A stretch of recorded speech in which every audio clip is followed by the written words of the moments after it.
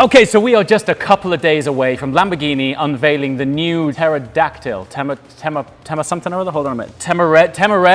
All right, speaking of a few days later, Temerario's launched. 907 horsepower, 10,000 RPM from a flat plane crank twin turbocharged V8 with a hybrid drivetrain.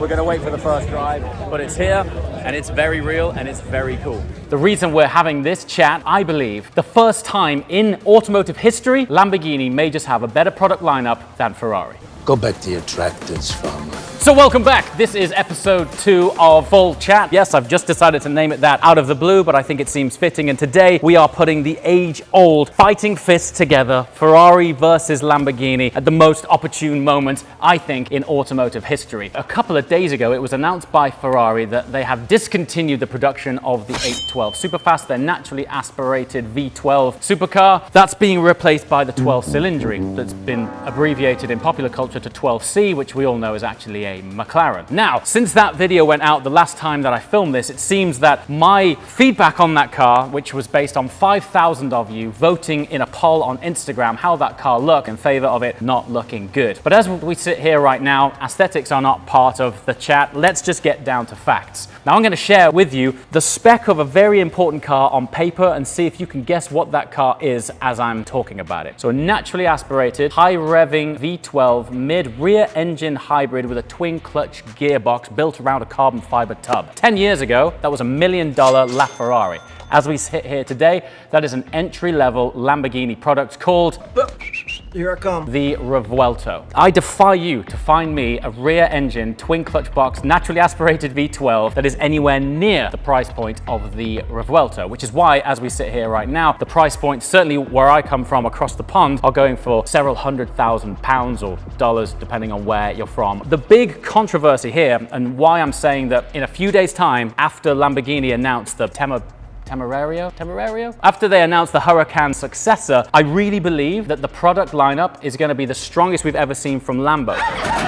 So much so that I think it's going to be outdoing the offering from the Prancing Horse. Picnic table at 16. Let's just go over this right now. The only cars that you can walk into a Ferrari dealership and actually buy right now without being on the ultra VIP list to qualify you for the Icona series to buy something like a Daytona SP3 is Roma Spider, SF90 Spider, a 296 GTB. Now, of those cars, they are all hybrids, they are all turbocharged, they are all depreciating like a brick. People who are in the market for these sorts of cars, they're buying with the heart and not with the mind. And a naturally aspirated high-revving V12, let's not forget the Revuelto V12 revs to 9,500 RPM. Yes, it's a hybrid drivetrain, but the fact that they've been able to maintain the actual combustion chamber itself as naturally aspirated is a game changer for petrol heads worldwide. Shortly, when the Huracán successor launches, this is a product that is going head-to-head with the 296, which, as we know, was a downsizing capacity and cylinders to a V6 hybrid drivetrain. Let's think about this. Going up against the 296 in terms of product positioning and lineup, but under here, in there's 10,000 RPM, twin turbocharged V8. No super downsizing going on here. It's all-wheel drive. There's a dedicated hybrid EV motor that sits on the front, making it the first Lamborghini in history that can be driven with the front wheels alone. It's also got quite clever aero sculpture, because if you look in this really tight sort of eye socket line, you can see that there is all sorts of aero cooling going on all around here, and you can see your hand underneath these inlets here. So it's a trick thing for this to be day one of this new platform. Incredibly promising. So the game changer here is the flagship numbers of an entry-level product in the new Huracán successor. V8, so not downsized too far from the naturally aspirated V10 that we have over here in this beautiful Huracán STO. But the flagship figure here is that it's twin turbocharged, wait for it, revs to 10,000 RPM. Oh my God! Now, the interesting thing about that is that we're led to believe from the information that we've got so far, the turbos aren't even going to kick in until around about 7,000 RPM. So you're going to have torque fill and hybrid assist from the naturally aspirated part of the engine, for want of a better word, up until the turbos come on full cam from 7. After 7, this thing is going to pull like a mule all the way up to 10,000. Now, 10,000 RPM in a naturally aspirated engine, that is a thing of wonder. But 10,000 RPM from a twin turbocharged engine and this is really important, in a mass-produced entry-level supercar is mind-blowing stuff. Yeah, boy.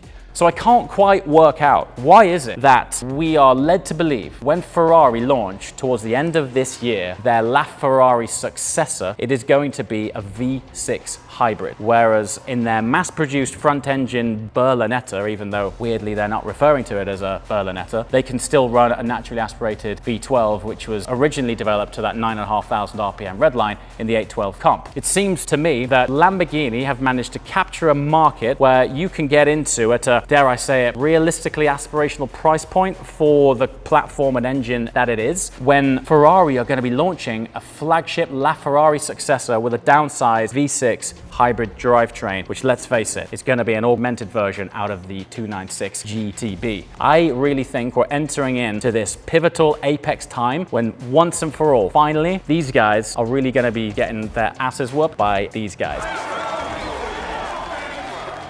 Now, I know it's not all about headline figures. We're really going to have to wait until how these things drive. Right now, this is probably the fastest thing that you can buy on the road, which is incredibly impressive. But I want to keep going on about why are these things depreciating in value so much? What's the retail on one of those? More than you can afford, pal. Ferrari. Not to do this thing a massive disservice, but 1,000 horsepower is fine if it knows where it can be used. I actually think this car doesn't know where it sits. Hear me out. At 1,000 brake horsepower on the road, its operating window of performance is so high that you're never going to be able to get anywhere near it. If you do, you're in the realms of prison or going through a bush. Take it on a track, it's way too heavy. This thing's full of all sorts of clever torque vectoring tech and hybrid drivetrain, which is very, very cool. But on a track, I was very fortunate that Ferrari lent me one of these back in Abu Dhabi a few years ago. And after a few laps around the Yas Marina Grand Prix circuit, you go through an entire set of tires because physics just takes over, right? You can't do anything about the fact that this thing weighs almost 2,000 kilograms. Now, that isn't to say that the Revuelto doesn't sit in a similar point. However, the Revuelto is theatrical at accessible road speeds because naturally aspirated V12. This thing, it's a party trick. Once it's done its 0 to 60 times, it's only a couple of RPM from beating a Tesla, really, in the way that it makes you feel. I'd actually say that the car that sits under this, the 296, is a better sounding, better driving, better handling car because it's just all in all much less weight. We've got this saying back at base, how many smiles per gallon is a car? We don't buy these things to set lap records. Great if you're Charles Leclerc, but if you're average Joe who just wants to go out on a fantastic drive that's going to stimulate the inner petrol head, we need revs, we need sound, we need soul. And this is where I think Lamborghini have always done what they do best. Look at this thing. Look at the Aventador. You walk over to it, and SVJ gives you goosebumps before you've opened the door. It's theatrical on your way over to it, never mind when you start it up. These things, they look great, but sadly when you start it up, they fall a bit short. So I'm really excited to see what this new Huracán successor is all about. 10,000 RPM should have no place in a mass-produced entry-level supercar. Let's go all the way back to when the LaFerrari launched. Can you imagine Lamborghini having a 10,000 RPM engine? And let's not forget, they're relatively independent in comparison to Lambo. They are dictated by the Volkswagen Audi group. And yet, they've managed to have developed these drivetrains. I haven't heard of a car in recent years cause so much stir and interest as the announcement of that 10,000 RPM V8. Now, we're also a few months out, so I'm told, to the LaFerrari successor. I've been informed by people who tell me they have a build slot on that car, that weirdly, it's gonna be a V6 hybrid. Now, on the one hand, I understand that because in their endurance racing cars, they are V6 hybrids, so they can claim that sort of link between racetrack and road. But let's face it, how the hypercar product category and pricing has changed over the years since the LaF launch, I would imagine that the LaFerrari successor, let's just guess, is probably going to be about 4 million sterling. It's going to be a very strange world where the flagship ultra epitome of Ferrari's latest greatest is running a V6 hybrid when their Grand Tourer 12-cylindry Berlinetta is going to be running a naturally aspirated V12. Ferrari flagships, historically and forever, should always be the V12.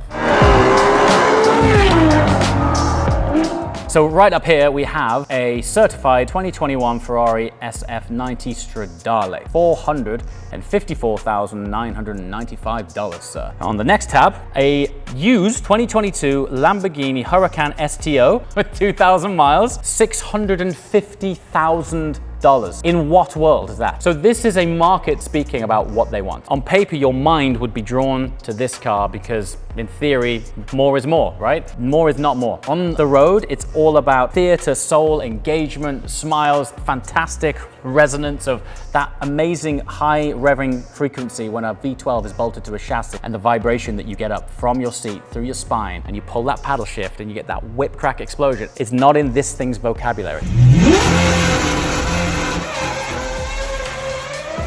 Oh yeah, let's not forget, this is the V10. We're not even talking about a V12 here. I mean, Lamborghini V12s, they do theater like nobody else.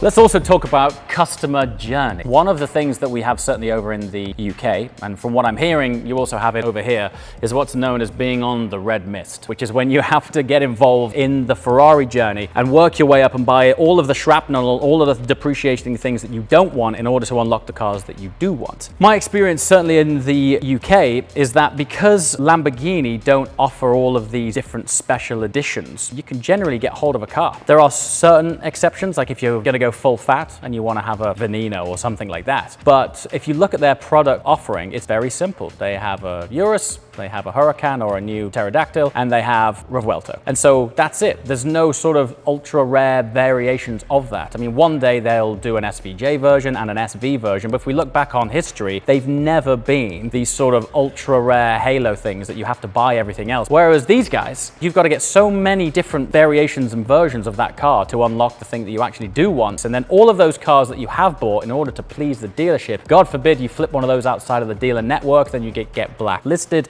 and then you're never going to get a special car in the future again. However, I'm a massive Ferrari fan. For me, it's a very strange period in time for this brand. I think Ferrari, for me personally, ended in the V8 region in the 458 Speciale, and it ended in the V12 region at the TDF. Where the F12 finished and the 812 started is when the relationship with Ferrari and Pininfarina ended. And you could see that, right? Timeless styling isn't there, particularly, I think, on the 812 comp, which, dare I say it, a little bit Mansory in parts. I know, it's just there. So we're a few days out.